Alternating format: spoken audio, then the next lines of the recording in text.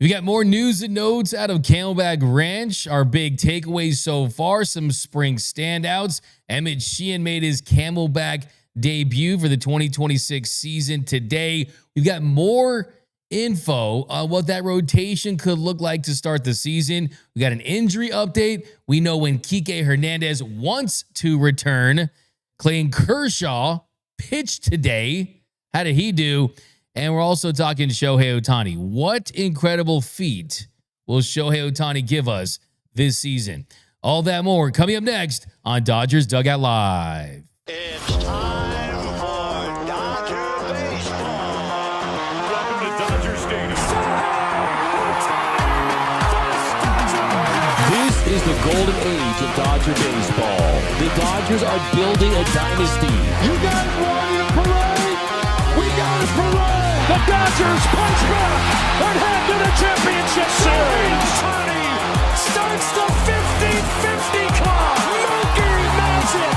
Freeman hits the ball to right field. She is gone.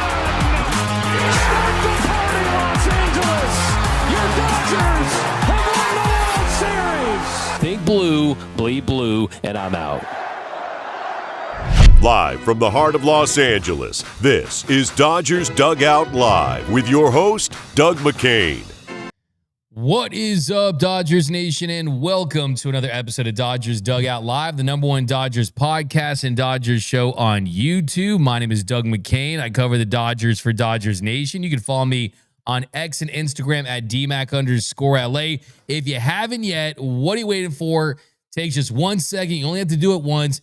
Mash the subscribe button, hit that like button, drop a comment down below. This episode is brought to you by the LA Sports Report. And if you haven't yet, do me a huge favor, go subscribe and drop a like over there. And also, GearUp.LA, the official merch store of Dodgers Nation. We're going to get merched up for the new season. Head over there. We are just Clayton Kershaw days away from opening day. The season is fast approaching. 22 days until the Dodgers open their season. By the way, who wore 22 before the 22 that you'll always remember that number for? It was none other than Mark Sweeney. Remember, Clayton Kershaw changed that number up. And before that, you had Jose Cruz, Edwin Jackson, Devon White, Brett Butler wore 22, Bill Buckner, Johnny Padres. Johnny Padres was big for the Dodgers back in the day, but we were 22 days away until opening day. The Dodgers Dugout Live poll question of the show. I asked you guys over on the X. I'm going to run one from yesterday, who's the Dodgers team leader, but we're going to start with this one.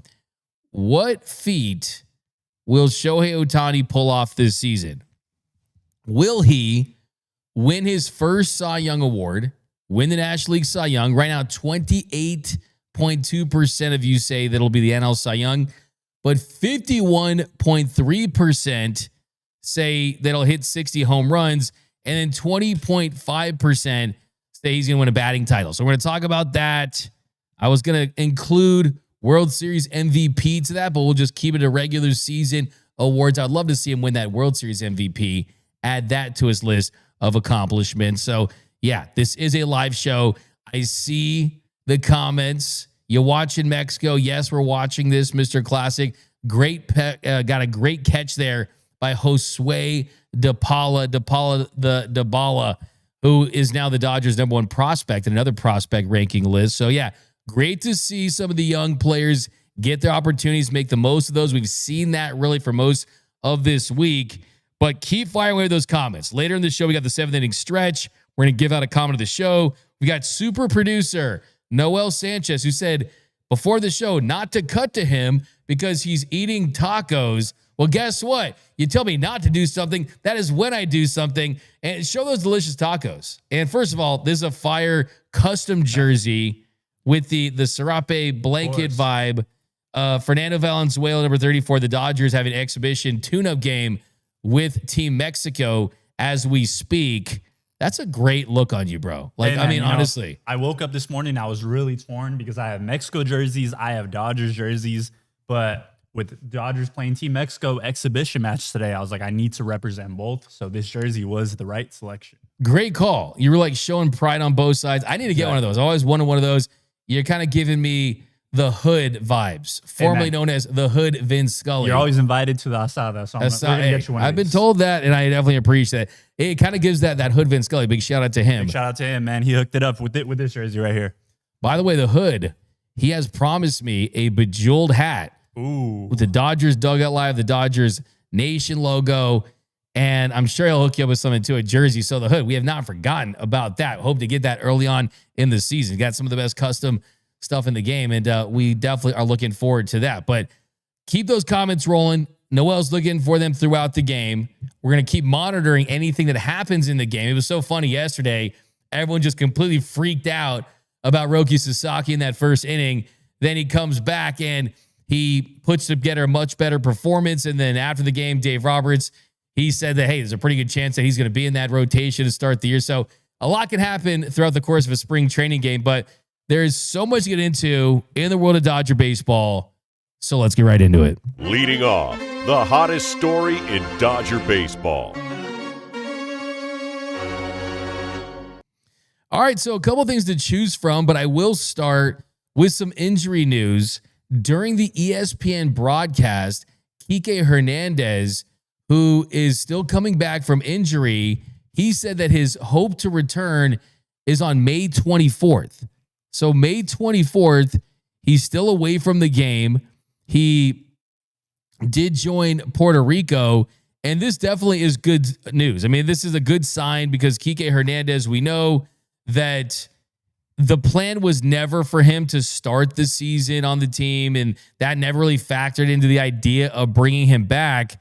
But with him feeling like it's a possibility to get back sooner than the All-Star break or sooner than after the All-Star break, that's definitely a promise that feels encouraging. It feels promising. But the truth is that he's still ways away. He's still ways away, and that is what we heard, and that's what we have seen, and he said that himself. Kiké Hernández confirmed that, and Dave Roberts also said that he's a ways away from returning to competitive game action.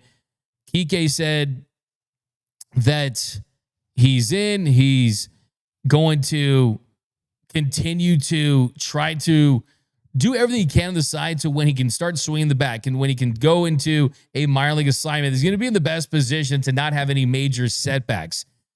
Dave Roberts said that he is definitely going to be with the team in Puerto Rico. Said he's going to be with us, I think, for a few more days, and then he's going to join Team Puerto Rico down there.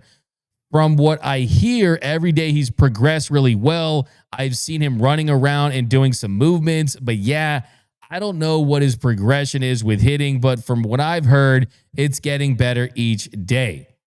I love the fact that for a lot of guys, a lot of players, I think Dave would have a more measured comment about where he's currently at, but Kiké knows, Dave knows, everyone in the organization knows that it's all about making sure that he's right after the All-Star break and that you can basically just pencil him in to that postseason roster right now. Because even though he did not hit well in the postseason last year, his presence, his ability to lift up his teammates, and also everyone's going to talk about the Andy Pages catch in Game 7. And look, my good friend Tom Verducci, yes, I consider him a good friend, even after just one 10-minute interview. But my good friend Tom Verducci, he has that as the best catch in the history of the World Series. And then we also had a lot of epic plays. The Justin Dean hands-up play, the wheel play, the Miguel Rojas kind of losing his footing and still able to make that play at the plate to get IKF to save the World Series. But let's not forget that there is no Game 7 without Kiké Hernández's double play in Game 6. And I think that play defensively throughout that run was as important as any hit that he could have gotten, because the Blue Jays were very close to ending that series in Game 6. And Kiké, he's playing shallow. Dave's telling him to play shallow. He's kind of shifting over.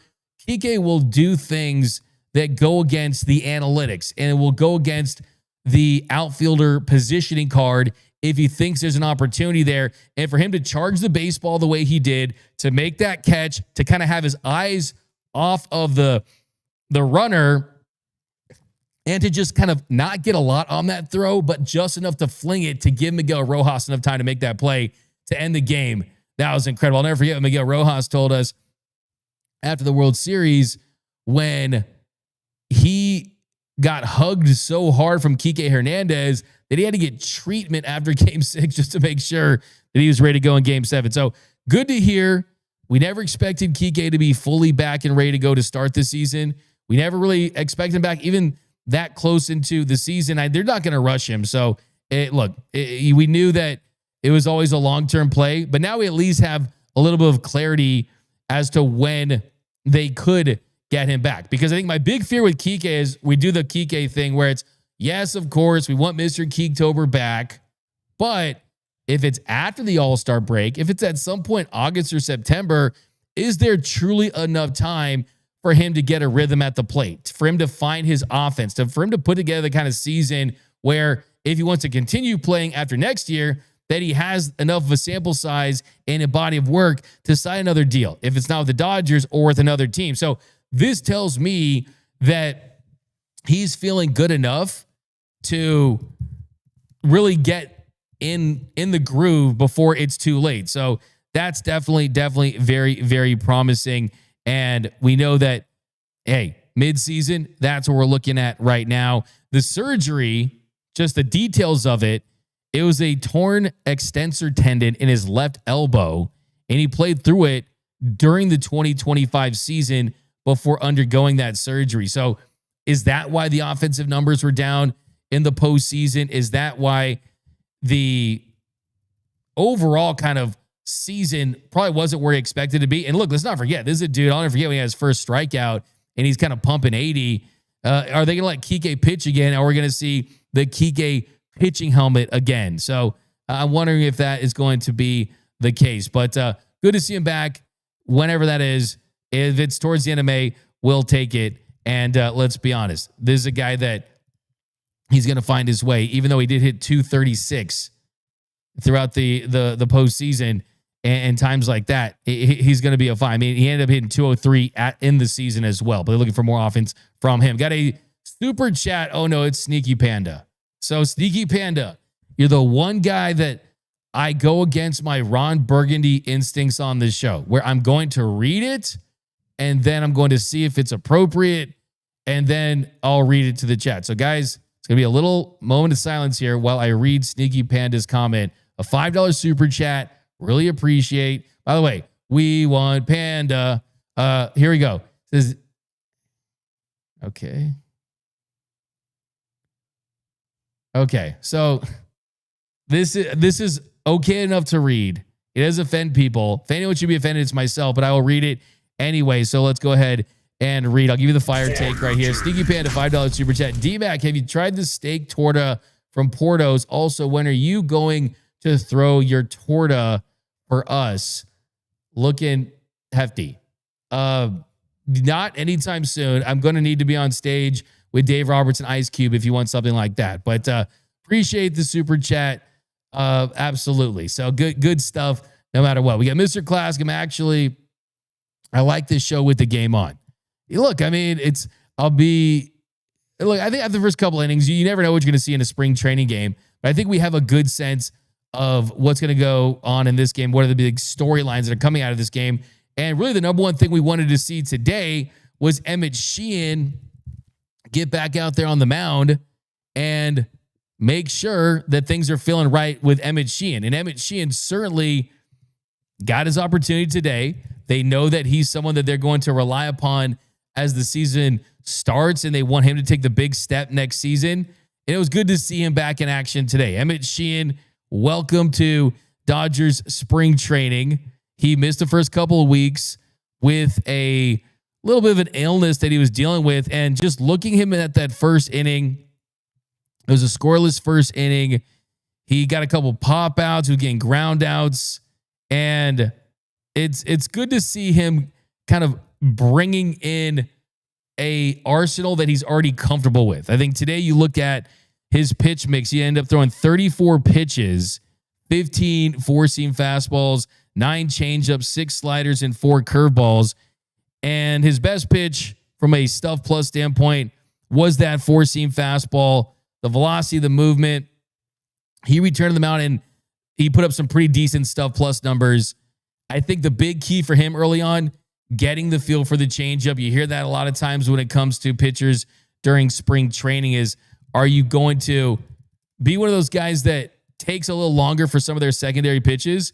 And certainly he's a guy where, yeah, I mean, anytime you're working at a changeup with a really high movement four-seam fastball, there's always going to be a little bit of an adjustment period. But Emmet Sheehan, back on the mound today, he ends up really getting some good work in.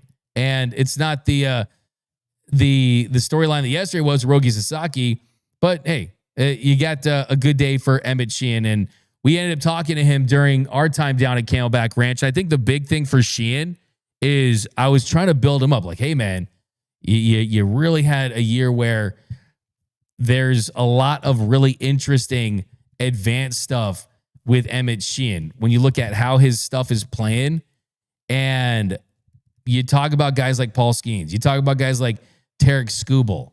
And of course, I'm not putting Emmet Sheehan in the same conversation with those two guys. But think about this.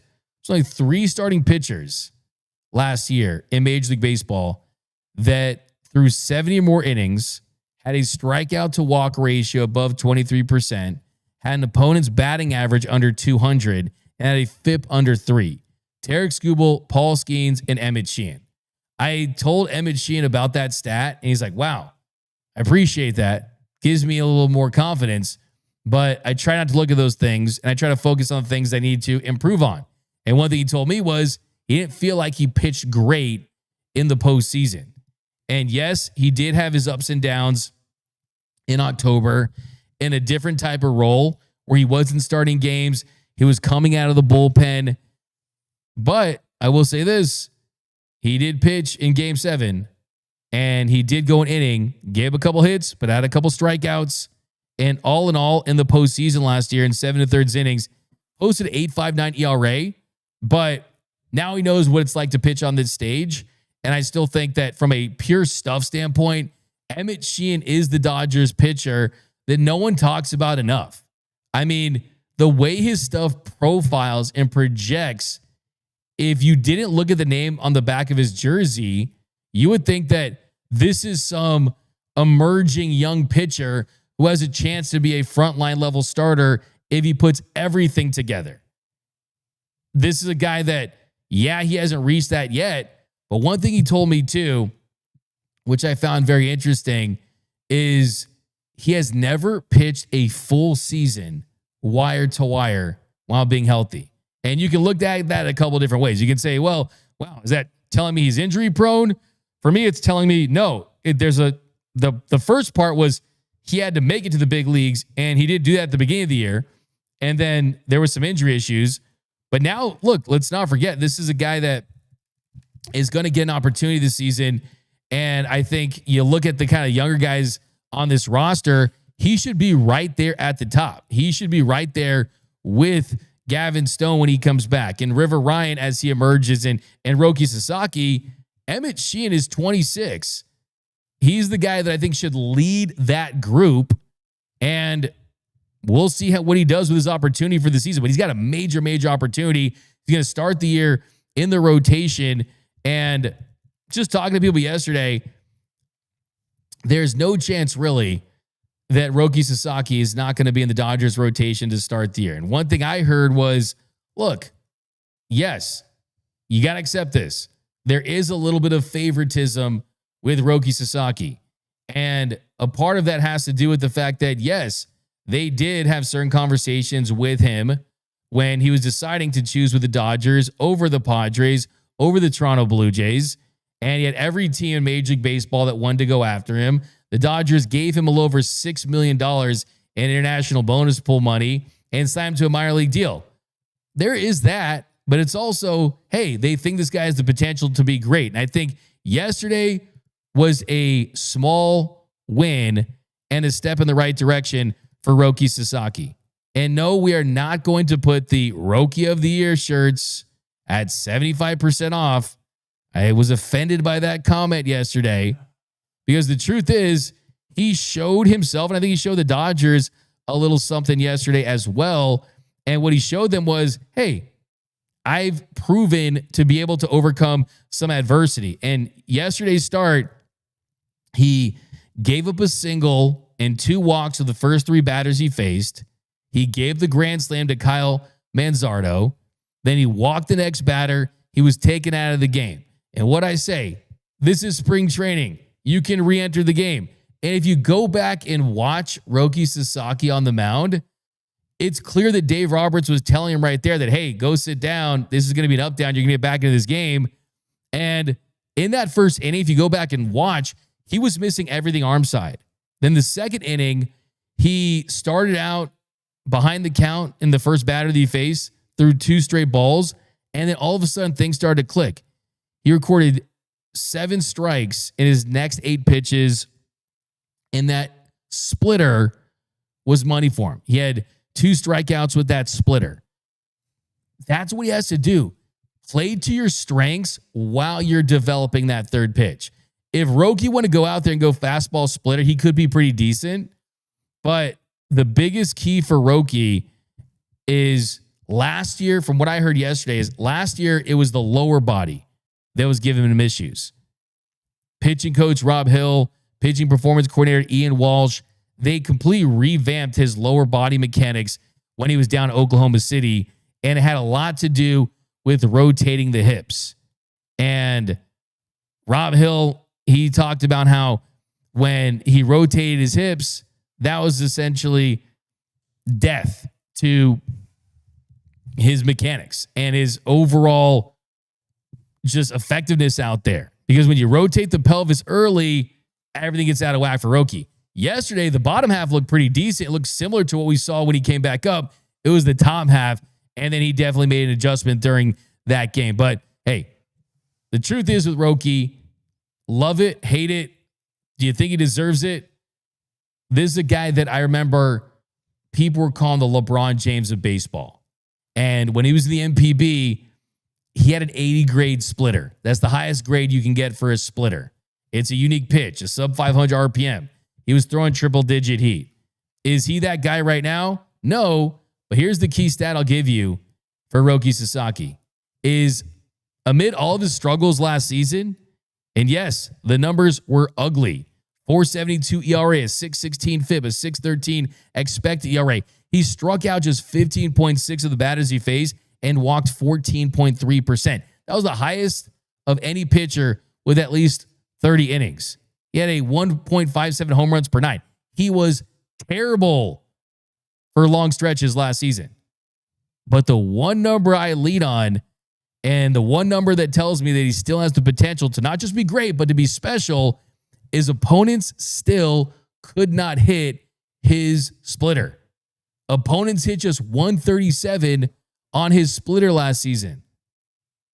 That tells you that the main event of Roki Sasaki is still worth coming to see, right?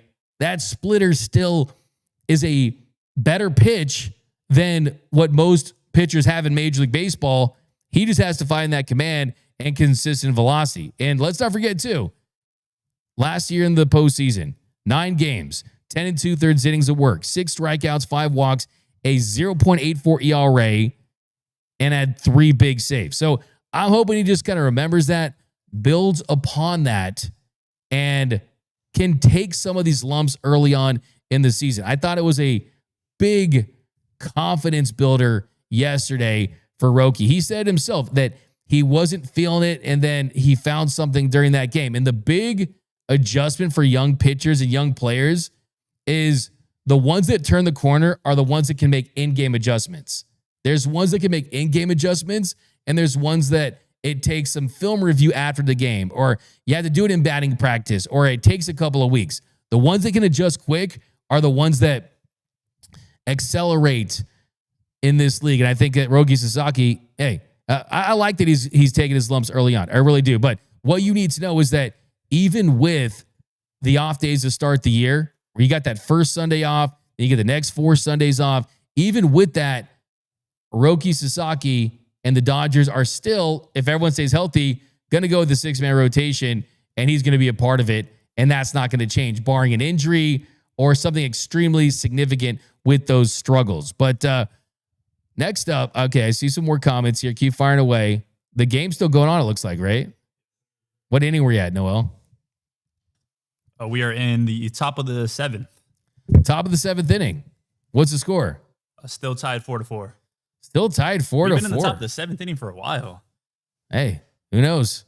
I'm sure it's a pretty compelling game for a spring training game. Got Blake Trinan on the mound facing Alvarez Jr. There we go. Got Blake Trinan, big bounce back year candidate. Love to see that. All right. Speaking of games today, this feels so weird. Like, this is tough for me to even process that the Dodgers are playing today. This almost feels like it's a split squad game. And the Dodgers are playing Mexico, and Kersh is playing for USA in a split squad game for the Dodgers. But no, that is not the case. But Kersh did take the mound today. It was the first time that he had pitched since Game 3 of the World Series. And he fared, he goes, was it, he ended up going 13 pitches, 6 strikes. I'm seeing here. Gave up 2 runs, 1 hit, 1 walk, 2/3. And he gave the home run to Mickey Moniak, where, hey, I mean, I'm just here to see the windup. I'm just here to see him in a USA jersey. I know people are probably taking some shots at him. And Mickey Moniak grew up in Southern California. He grew up watching Clayton Kershaw. In his first ever plate appearance against him, he had a 414-foot home run. That's got to be a moment for him. I'm pretty sure he wants to keep that baseball. But yeah, Clayton Kershaw in action today. Cool to see him. He was scheduled to pitch 1 inning, and we'll see. Hey, Kersh, who knows? Is he done? I mean, he took that deal with NBC. We'll see. I mean, I still think that look, he's probably 0. You don't mess with riding off into the sunset. I will say this though, like when late March, early April hits, and that body clock's like, dude, why are we in Dallas and not in LA? Like, why aren't we pitching? He's gonna have to fight through that just a little bit. He's gonna fight through that just a little bit, but it's still gonna be cool to see him. I hope he has his World Baseball Classic moment. By the way, Team USA is actually favored to win. We got some comments here. Keith Potter, I don't think Shohei or Yama gets Cy Youngs with a 6-man rotation. Yeah, let's switch gears to that. And talk about that poll once again. So let's update the poll. What feat will Shohei Otani accomplish this season? Because it feels like every year it's something that he's after. Year 1, 50-50. Year 2, it was, I'm not going to pitch a full season, but I'm going to get back to pitching. And he had another unanimous MVP season. Year 3, it feels like he's not going to go out outwardly say it. And I've been saying it all off season, and I've been talking about it. Hey, this dude, he wants what's left. And what's left is to win a Cy Young. He finished 4th in 2022 for the AL Cy Young. But this year, Andrew Friedman said recently that when he's on a mission, special things happen. So what could those special things be? And we asked you about those feats, and right now, 48.2% say that 60 homers. So 60 homers, then NL Cy Young, then winning a batting title. So that's the big question here is, will he get enough starts? How will Paul Skeens, Yoshinobu Yamamoto perform, and other guys that are possible options to win that award? But I think that Shohei, if he gets off to a hot start, if everything feels really synced up and he feels like he's got that early season, hey, I'm in the mix for it, I think he's going to go for it. I truly do. And the wild thing about Shohei Otani is this, is you look at the year he had last season.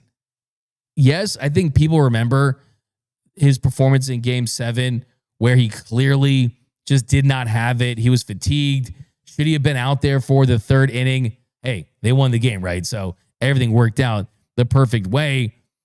But last season, he posted a 3.34 ERA, had 90 strikeouts, gave up 16 walks in 67 1/3 innings of work. So a 3.34 ERA with 90 punches and 16 free passes, those are Cy Young level numbers. His rate stats in the regular season for pitchers with a minimum of 47 innings of work, he was right there top 5 in every single category. And you also look how he pitched back when he was with the Angels, back when he was pitching and hitting and trying to do it for a full regular season, where he hasn't pitched more than 135 innings in a year, but he still was in elite territory. He made 74 starts from 2021 to 2023.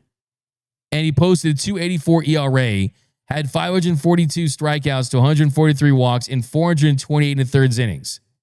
If you rank that amongst the best pitchers in the league for that stretch, 21 to 23, he's among the 57 pitchers who threw at least 400 innings, and only Max Fried and Max Scherzer had a lower ERA, and only Blake Snell had a higher strikeout rate. So those are Cy Young level pitchers. So the truth is, with Shohei Otani, is when he pitches a full regular season or close to it, or can give you volume innings, he can compete for that award. But 135 is probably not going to cut it. 135 is probably not going to get it done. He has to post. And even with the 6-man rotation, the season is long enough for him to make a run at it, but his rate stats have to be really good. Like, if he's pitching less innings and throwing in less games than Paul Skeens, they better be better in rate stats than Paul Skeens. Because last year, Paul Skeens, he had a 1.97 ERA. That was the best in baseball. He had a 2.17 ERA plus. That was the best in baseball. In Skeens, he started 32 games and pitched in 187 and 2/3 innings. So could Shohei do that? He's never done it at that level, innings or ERA wise. And also, what kind of toll would that take on the body physically, and how much would he have left in the tank for the postseason? And that's what they're playing for, is October. But I was talking to someone recently about this, and they were like, Shohei is the most goal-oriented player they've ever met. And if he's written down on his mirror at home or in his list of goals, did he update it saying he wanted to win the Cy Young? If he's going to chase something, then I think that he's going to pursue it to a level where the organization is going to kind of honor that. But also, too, like, they want to win a lot of games and they want to see him be a unicorn, right? And that's what truly separates him from Aaron Judge. That's what truly makes him the best baseball player that's ever existed, is the ability to pitch and hit at a high level. But if I'm taking off my Dodgers colored glasses here, I mean, Paul Skeens, man. Like, the problem that Shohei has, I think, is that he's trying to win a Cy Young potentially in a year where he's going against possibly one of the best pitchers that we've ever seen, and not even in his prime. Like, Paul Skeens is like ridiculous. Like, Paul Skeens, we're talking about how Roki Sasaki was called LeBron James of baseball. Really, that's kind of like Paul Skeens as far as his early career success. That's how good he's been. But I remember being down at spring training, and we had Greg Amsinger and Jake Peavy. They were there for MLB Network, and they actually asked me this question that they were polling and asking the players there. The one I gave you is, what do you think is more likely to happen? Shohei Otani hitting 60 home runs, him winning the NL Cy Young, or him getting the batting title? And just the mere fact that we're having this conversation is another reminder about how ridiculous Shohei Otani is. I think you can make the case that if he's even a top 3 NL Cy Young Award candidate this year and wins another unanimous MVP, hits over 50 home runs, I think you make it that the case that it's a greater single season athletic achievement than we've ever seen in any other sport. Like, I think this is peak better than Michael Jordan in the regular season level stuff. Peak Tiger Woods, late 90s, early 2000, the Tiger Slam.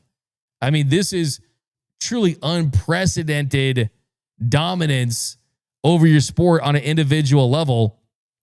And I don't think we've ever seen it. Like, you can't even put Tom Brady and Shohei Otani in the same sentence as far as their individual talent level, their ability.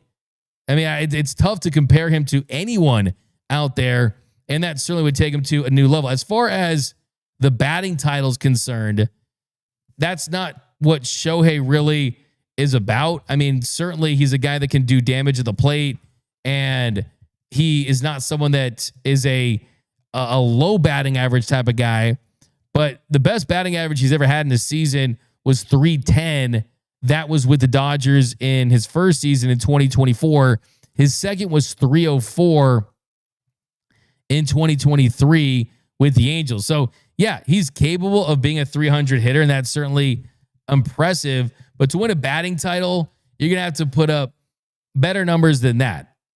But who knows? We'll see. I mean, Trey Turner a couple years ago, or I think it was last year, Trey Turner won the batting title, and he had .304. And that was the lowest mark ever for an NL champion. And before that, it was Tony Gwynn who won a batting title hitting .313. So certainly, I mean, hey, he certainly could win a batting title. I think it's the one that nobody really talks about.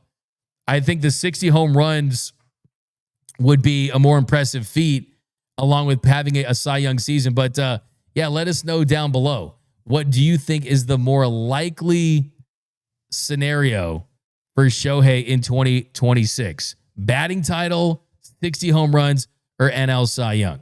For me, I look at it this way. Isn't it funny how the conversation right now is that Yamamoto should be the Cy Young guy because he's the guy that had a better year in the postseason. Now, Shohei's stuff really is elite, but Yamamoto has made it clear he wants to win a Cy Young too. No Japanese pitcher's ever done it. So this is how we're going to do it. Shohei wins the Cy Young in 2026. Yamamoto wins it in 2027. And then Paul Skeens wins it again in 2028 when he's a Dodger. That's what I want to see. That's the future of the Cy Young Award in Major League Baseball. At least the dream for me. The Cy Young means a lot. We haven't had one since 2014 when Kersh brought it home. But all right, next up, we're going to get to you guys, talk some more spring training takeaways, some more stuff we got to get into. I want to talk about Freddie Freeman batting cleanup, what that means for the lineup, what that means for the bottom of the lineup. Also, Dave Roberts, he did an interview with The Athletic, and there was some really interesting untold stories from how he managed that game. That's coming up next on Dodgers Dugout Live. Welcome to the Dodgers Nation Podcast Network, your front row seat to everything Dodgers all season long. Home of the #1 Dodgers podcast in the world, Dodgers Dugout Live, hosted by me, Doug McKain. Friends call me D-Mac, and we cover everything about your boys in blue, everything you need to know about Dodger baseball in less than an hour. We've got breaking news, post-game breakdowns, roster updates, trade rumors, in-depth player analysis, Dodgers trivia, you name it. Whether it's a wild walk-off at the Ravine, a key call-up from OKC, we've got the insight, we got the coverage, and we're here for you all year long. We're the #1 Dodgers site on every platform, and we're born and based in LA. We're loyal to the soil. Dodger baseball is what we do. Trusted by tens of thousands of daily listeners, Dodgers Nation is more than just recaps. We are LA. Whether you're in Echo Park or out in the Valley, Beverly Hills, whatever it is, if you bleed blue, this pod's for you. The more you guys subscribe, the bigger we can build, and we can do this together. So stay up to date with our Dodgers Nation podcast. You can listen while you're lifting, while you're in traffic, or while pretending to answer work emails. We won't tell. Subscribe now on Spotify, Apple Podcasts, or wherever you get your baseball fix. So if you're a new listener or a longtime listener of the podcast, write us a review and we'll read it on the show. Join the conversation, stay ahead of the game, and never miss a pitch with the Dodgers Nation Podcast Network. And welcome back to Dodgers Dugout Live, the #1 Dodgers podcast and Dodgers show on YouTube. Justin Lamas in the comments, hey, D-Mac, I tested positive for Hollywood lifestyle obsession for a second straight year in a row. I will now be suspended for 162 games. Hey, say hi to Jerks and Profar for me. We got JY Kim. I do think that Otani should stop base stealing now that he's getting older. Yeah, that's already kind of a calculated part. I wouldn't worry too much about that. He's kind of been there, done that. He is a leadoff hitter, so anytime a leadoff hitter gets on base, you want to be a good plus base runner, certainly. But yeah, he's not, I don't think, going to take a lot of risks necessarily. Now, got some more. We got, I love Doc in that. Yeah, absolutely. But I want someone to break down all my great decisions. That's a good one. Yeah. Yeah. Let's talk about that a little bit. And it was a really cool interview with Dave Roberts, where he talked about some of the decisions that he made in the World Series. And the one that I really wanted to focus on is Miguel Rojas staying at the plate late in that game to take that at bat, where he would eventually hit that home run off of Hoffman to tie things. Dave said about that in that moment that with Otani due up third in the inning, which started out with a strikeout to Kiké Hernández, the Dodgers needed a base runner. And Alex Call, who's on the bench as a Dodgers reserve outfielder, had a .380 on-base percentage against righties last season. Miguel Rojas, a .285 below average on-base percentage against righties that season. So what did Dave do? Did Dave go the analytics? Did Dave do what the matchup would tell him to do? No, he didn't. He stuck with his gut. He stayed with Miguel Rojas, and the rest is World Series history. Dave said, quote, "I did think of Call, but I just felt that once I made the decision to play Rojas in Game 6, I was going to ride or die with him in any situation. Alex is traditionally better versus righties, but you still got to bake in coming off the bench while Miggy's played the entire game. I understand the scrutiny of not optimizing a potential matchup, but for me, I've played in and managed plenty of postseason games, and you got to just bet on people. So I was prepared just to sell out and bet on Miguel Rojas." Well, wait a second. I was told by a lot of Dave Roberts haters that the Dodgers are too obsessed with analytics, and they're too obsessed with matchups, and they're too obsessed with what the, quote, baseball nerds and their numbers and pocket protectors tell them what to do. I was also told that Dave Roberts doesn't even make these decisions himself, that Dave Roberts has a earpiece in there where it's the baseball ops department and Andrew Friedman and Brandon Gomes telling Dave everything to do, and that Dave is a push button manager and he doesn't make his own decisions. Well, this proves that that narrative is false and untrue. The truth is that Dave went against his analytically recommended book that he holds that says, oh, Alex Call actually has a higher on base against righties. Makes more sense. We need to get Shohei to the plate, right?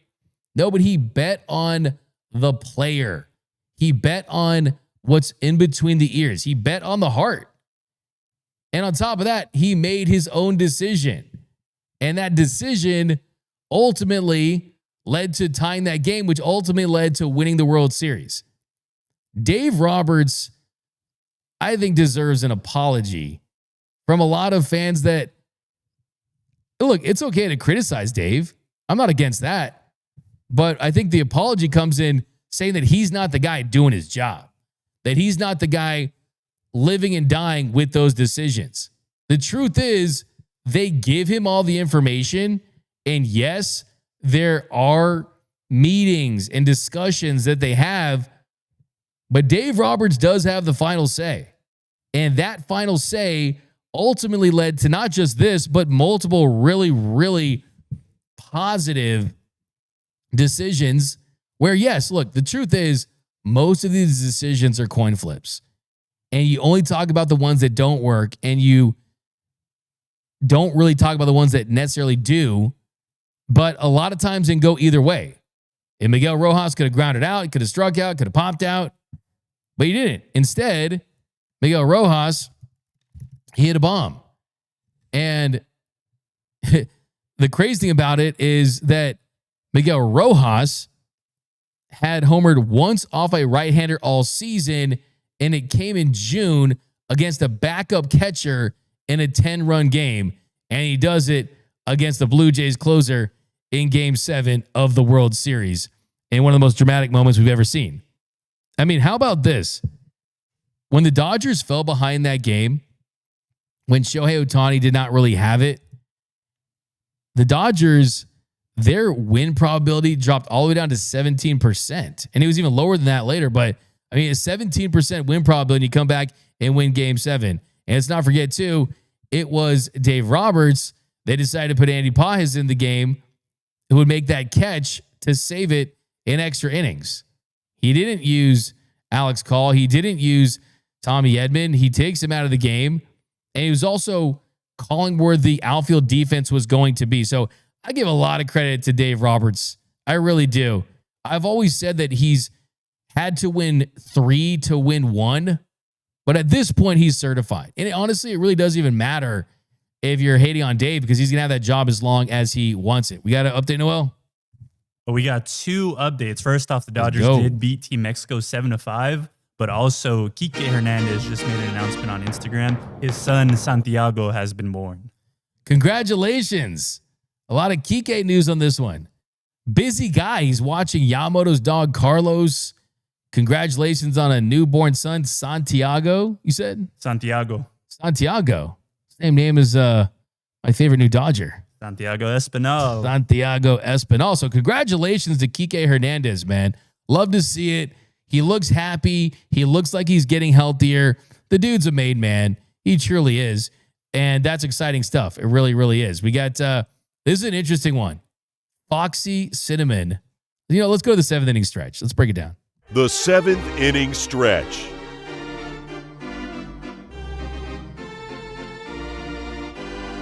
All right, we got Foxy Cinnamon says Mexico has the best unis in the WBC. Pretty hot take, but honestly, it's a solid take. It really is. I mean, I love the Mexico colors, the green and red, the hats with the M on it go really hard. Certainly in the conversation. I think USA's are a little underrated. I know people don't like the S because it kind of looks like Twizzler bacon or whatever's going on there. And you kind of got that piping in the middle. The hat's pretty solid. And then Team Japan's, Team Samurais look really iconic because those are the ones they kind of use and they've won. It almost feels like those are kind of like the Brazil yellow at this point with the Team Japan. So they're clean. I'll give you that. Team Mexico's go really hard. I'm feeling them. We got Big Joe Smash. D-Mac. My coworker said Lance Lynn for Cy Young. Bruh. Come on, man. Bruh. You know what, Big Joe Smash? I think you use people to get your takes across, and you're just afraid to say that your takes. I think you said that, Big Joe Smash, so you're getting it, bruh. Of course, I only kid. We've got Drew Rockwell. You can't count 2020 because he should have been the Yankees versus the Dodgers, and we don't know if they this is quarter 1 of the big 2026. Okay, we're not talking about that. I like that. Joel D-Mac, when I grow up, I want to be rich and smart like Jerks in Profar. Give you a finisher for that one. I like it. You're bringing it. You're bringing it for sure. We've got Benzemaza. I know that hole into FR can't lie to you. I think he means the intro. I know that whole intro. Our intro. Oh, you know the whole thing? Dude, hey, I know. Trust me, I've seen the comments. Mm-hmm. You guys are waiting for a new one. So don't tell me how much you love the intro. Don't tell me you know every word and lyric from the intro and then complain when it takes a little longer to cook up a new one. Okay? We could do one in one day if we wanted to, but we got BDR and company here cooking up a masterclass. So it's going to take some time. We'll definitely make sure that when the season begins, you'll be ready to roll. We got Sheriff. People need to get off Dave. Can we get the man a little credit at this point? Sheesh. Yeah, look. Is there anyone that still is in the fire Dave Roberts crowd? I mean, I'm not even saying that to hate because you guys know this is a safe place. But yeah, let us know down below. Like, are you really anti him? We've got Joe Magazzini, D-Mac, what's up with Jackson Ferris? Jackson Ferris he's improving, emerging, developing, getting better. He looked impressive, had 2 2/3 of scoreless innings so far. And Dave Roberts has spoken highly of him too. He said about Jackson Ferris, I like Jackson. I like the player. He's a good kid, a lot of talent. I think for me, it's just trying to harness his arsenal. It's a good fastball. He needs to continue to get ahead, be able to put hitters away, and the secondary pitches, be efficient with his pitches. Pretty. I think you can say about like any pitcher ever. But yeah, I totally agree that he's got a lot of potential. And I think there's an outside chance that who knows, maybe he does make his debut this season. We'll see. And then you also got River Ryan. D-Mac, what's up with River Ryan? Will he make the rotation? Dave Roberts said about River Ryan yesterday, quote, I think right now where I'm at, I don't think we need to really talk about a competition as far as the rotation. Once we get to the 21st of March, we'll have a better idea once we break camp. But I think right now there's just too much that can happen. So with River, his stock has definitely gone up. It certainly has. And every single appearance he makes, he impresses that much more. He's going to play a big role in this season. And the only question is that going to be at the beginning of the season, the middle of the season, the end of the season? But he's got that stuff that plays up. And the plan was always to make sure that River Ryan was going to be a part of this. Because I can tell you, the buzz down at Camelback Ranch early, it was River Ryan, River Ryan, River Ryan. And what I tell you, man, you get ties into Clayton Kershaw, they don't have that vet. They don't have that James Paxton, that Clayton Kershaw, that what they were trying to do with Noah Syndergaard before Thor became a thud. That doesn't exist this time around. They don't have that veteran starter there. Would you want to go out there and get a Giolito or something like that? Who knows? But the truth is, they're going to lean on some of their young starters to pitch valuable innings throughout this season. That's why they've stockpiled this depth. That's why they've developed this depth, because they know that if you drive a couple miles, that's a couple miles that some of the other guys don't have to drive if that check engine light's on. So I think River Ryan's a guy that's certainly getting an opportunity this year. He's so talented that I could see River Ryan making starts in the postseason if they suffered a couple of injuries. A couple of years ago, before he went down in those 4 starts, it looked like he was going to factor in a major way in the postseason. Like, I'll give you a prime example. Like, River Ryan's a guy where the ceiling is so tantalizing because of the stuff. I mean, the dude can throw 100 miles per hour with movement. He can throw 7 pitches. River Ryan is Keith Law's #1 pitching prospect if he was fully healthy. Like, that's how high guys are on River Ryan. And I'll give you an example. This is not a Tony Gonsolin situation. This is not a Dustin May situation. Guys that you kind of feared coming back off Tommy John. It's like, okay, cool.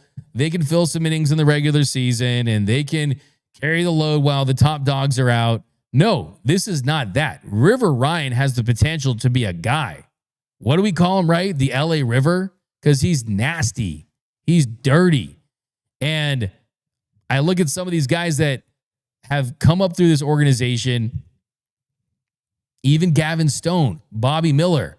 You can make the case that River Ryan, from just a pound for pound, pitch for pitch stuff standpoint, is ahead of both those guys. I think the only guy that I would have ahead of River Ryan as far as just the overall consistency and the potential is probably an Emmet Sheehan, and then Roki Sasaki if everything rounded into form. And I know it's getting kind of tired. Like, oh, like if this happens for Roki, if that happens, if he's healthy, if the mechanics, if this and that, at some point we got to see it. But I always go back to that pitch we talked about. That's why I kind of feel like he's special. But yeah, buy the stock on River Ryan for sure. You had Bob Connolly, D-Mac. Where are you on the WBC? Seems like it's gained interest over the years. How many tortas on a 5 tortoise scale?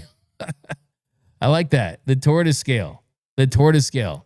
I think what I'll do is I'll do my rumor meter, and instead of the hot dogs, I'll put toast Tony Taters or Tony Tortas. We'll put Antonio there, shirtless, right, on my tortoise scale. But honestly, that's a really good question. I would say it's a good question. It really is. I mean, I still think that USA basketball, the Olympics is really interesting. I mean, I'm not going to sit here and pretend like I'm the biggest soccer guy in the world. I'll claim PSG because that's my FIFA team. When the World Cup comes around, I definitely get invested. But what the WBC has done in just a couple of decades, and specifically the last decade plus, I mean, I'm really looking forward to it. I really, truly am. The issue I have with the WBC is the insurance thing and the fact that we can't honestly say that every single roster is filled with every country's very best players. Miguel Rojas was upset about the insurance.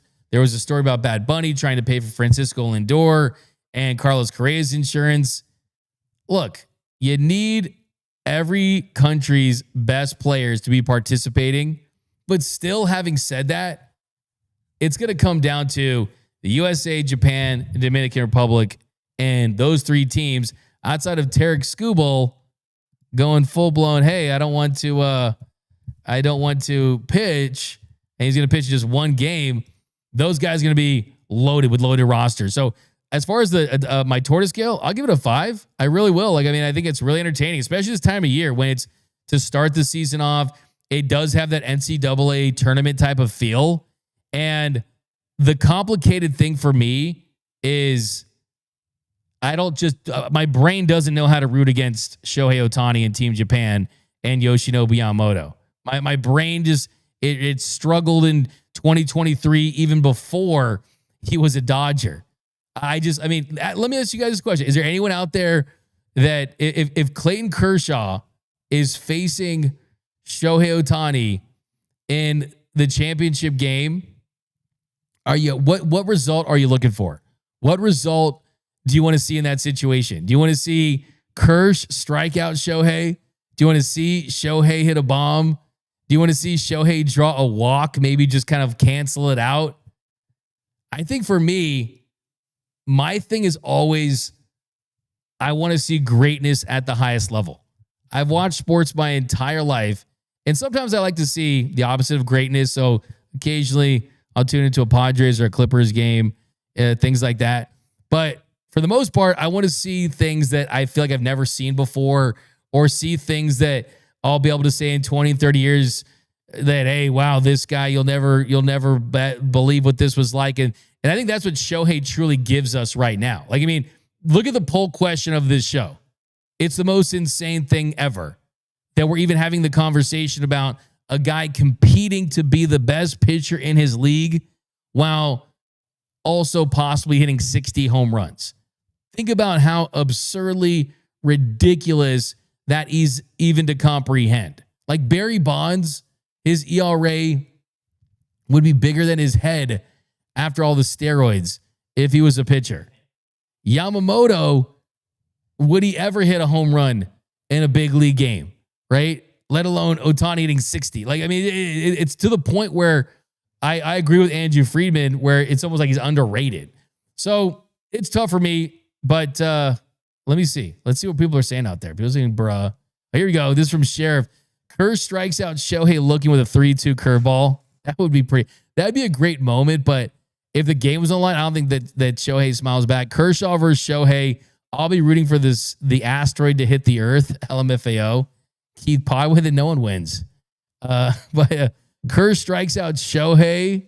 I wish health to all the participating WBC. Yeah, that's a good one there. We got Justin Lamas, DMAC, bigger acquisition today, Santiago Hernandez or Trent McDuffie. Okay. Tune into the LA Sports Report for that answer. I'll never forget Ryu hitting that home run. Yeah, Babe Ruth. What's up, R. Carino? Couple more here. DMAC. Okay, this is from Reno. DMAC, it hurt to see my Dodgers beat my favorite player, Randy Rosarena. Dodgers win. Let's go, Mexico. Okay. I'm here for it. You got to have pride. You got to represent. I'm not mad at it. Ellis Shiva Jones, DMAC, happy birthday to Dodgers Hall of Famer Dazzy Vance. Is it Dazzy Vance's birthday? The late Dazzy Vance. One of the greatest Dodgers ever. Love Dazzy Vance. Great on the mound. Hot take. This is a hot take from Dan Marino. Hot take. Emmet Sheehan for Cy Young. See, that's a guy that if they cut him loose, they'd give him the innings for sure. Andy Chen, they should show Dodgers games at Petco Park so they can fill the stadium. Andy Chen taking shots at the Padres. Krista, wait, D-Mac, why aren't you in Scottsdale right now? We need a live on the field sideline reporting. You know, I'm making my way to Miami, so I'll help you out with that for sure. Nando's in the chat. Here we go. Kershaw going to have the highest ERA in WBC history. See, like, that's the thing about Nando. Like, we just can't have a nice, cordial conversation without this dude ripping and trashing one of the best. I mean, you are an anti-Christian. He's an anti-Christian. He really is. I mean, what happened to the Church of Christianity? Nando certainly does not believe in it. Kershaw got rocked by the Rockies. That's some hey, brother. LFG. I know, right? Ray Soto says, I'm torn. It's tough to think about. It really is.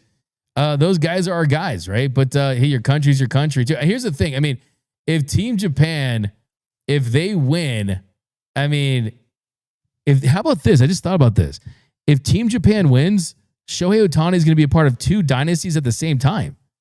He's going to be a part of the Dodgers dynasty in Major League Baseball and the WBC dynasty for Team Japan. Like, that's the biggest flex ever. Yeah. My man's about to be a part of two dynasties at the same time. I guess, I mean, you could even MJ, the dream team, that was really before the Bulls dynasty, and he didn't play in 96.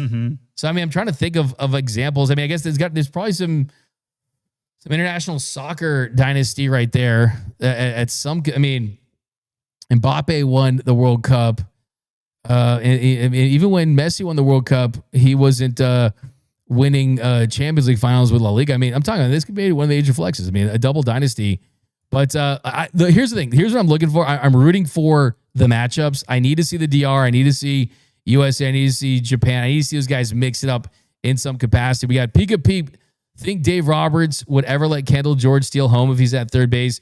We actually talked to Kendall George a little bit about Dave Roberts and base running, and he did say that he's had conversations with Doc about that. By the way, I just want to say this. I was talking to some big leaguers about what I asked Haesung Kim, and I asked Kim in their primes who would win a race between him and Dave Roberts, and Kim, who's clearly just brown nosing to try to get that opening day starting second baseman job, that he said it would be Dave Roberts. Dude, Kim in the 85th percentile in sprint speed. Like, Dave was a great base runner, but I don't know if he'd be in the 85th percentile. By the way, I do want to say something about the starting second baseman job. Is everyone keeps saying that it's this battle between Haesung Kim and Alex Freeland? Sure. But if anyone other than Miguel Rojas is the Dodgers starting second baseman on opening day, we should riot. Because if, sure, they're going to platoon that position, but Miguel Rojas ceremoniously has to be the Dodgers opening day second baseman. And sure, in theory, you'll have that. I forgot about the time thing. All right, Keith Potter, Shohei can't. Okay, here we go. What does it say here? Keith Potter, this seems confusing, Noel. Keith Potter can't be. Back to the Future reference. Oh, is it? Well, one of my favorite movies of all time. Shohei can't be in two dynasties at the same time. There'd be some kind of space-time continuum issue. I still think back-to-back in the future address this. Yeah, I mean, as long as you got the DeLorean. Why'd you say back-to-back in the future? Oh, sorry. I read two backs. Get the flux capacitor, get the DeLorean out for sure. Awesome, guys. All right, well, we're running out of time, so let's get to the walk-off. The walk-off. Hits the ball to right field. She is gone! All right, Noel, so I know that you are really focused on what a new celebration could look like for the 2026 season. Team Japan is doing a matcha celebration, very trendy. Matcha's really on fire. Matcha and quarter zips, right? That's what we're doing in 2026. Hey, we're not doing coffee. Now we're in Nike Tech. No Nike Tech, no coffee. The matcha. So what exactly is it? Let me check this out here. All right, let me pop it up for you.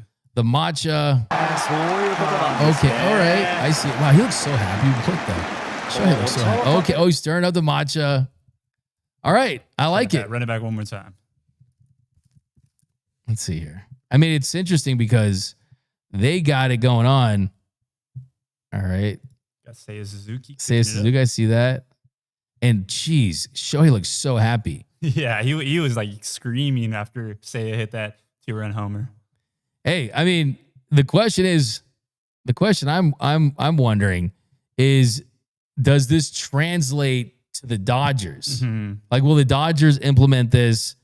That's kind of a big question. I like it though. It's cool. It's unique. It's really unique. You know what kind of reminded me of a little bit though? It kind of reminded me of like the James Harden. Cooking up. The cooking up kind of reminded me a little bit of funny that. Because a Japanese Dodger fan reached out to me and they told me that the reason why they think the player, so Shohei assigned one of his younger teammates to come up with the celebration, and the player, he first showed them one where it was like they were drinking tea, but Team Japan didn't really like it. They didn't even do it during the game. So the next day he came up with this one. And the Japanese Dodger fan told me that whisking matcha, the way it's said in Japanese, it's similar to saying stacking up points. So basically the Japanese players view it as hand in hand because they're doing it after they rack up points in the game. I see it. Makes a lot of sense. Ties it all in. I like it. I mean, like, I could see this translating. I could see the Dodgers implementing this, but I still think they need to let it happen organically. Yep, and I think that the lotion one was pretty awesome. I think the Freddie's my all-time favorite, but the one I want to see him bring back for next season, the other one I see him bring back, the pepper grinder. Yeah, the pepper grinder. Yeah. Whoa. That's the best one. The pepper grinder. They're gonna clip you, bro. They're not. They can clip the Dodgers too. Like the brink. Okay, Ask Big Dog Rob. Rob, you remember the Dodgers did the pepper grinder, and they poured all the water on the players' faces. Remember Mookie did the Superman? Like, I mean, look, a lot of these new fans don't remember the times we had. I don't know if I remember that one. You don't remember that one? What about the bubble machine? Well, that bubble machine would be awesome, but we don't know what happened there. I mean, that thing was banned because no one would have any fun there. But of course, they should do it for one day. Just take whatever punishment it is. They really should. But the bubble machine was an absolute era. I mean, if there was one to bring back, it's certainly the bubble machine. But I think the Freddie's my favorite. I think the Freddie's awesome because I like with all the fans, you can see him doing the Freddie at the same time. But honestly, look, bring back the pepper grinder one. That one was next level. Less stuff. We got people laughing. I don't know why that's funny. I mean, it was a celebration for sure. But all right, guys, that's going to do it for this episode of, are the Zesty Dodgers gone? I don't think so. I think they're still the Zesty Dodgers. Very much alive. Yeah. That's kind of their secret sauce, to be honest with you. That really is. But all right, guys, that's going to do it for this episode of Dodgers Dugout Live. My name is Doug McKain. You can follow me on X and Instagram at DMac_LA. Follow Noise by Noel at Noise by Noel. 2 accounts, the personal and the brand account. Do you want followers on both, or do you? I mean, how's that work? No, just the professional account. The personal one stays personal, you know. All right. How about this? Who the Dodgers play tomorrow? They play the Cincinnati Reds. Okay. How about if they beat the Reds by 6 or more runs?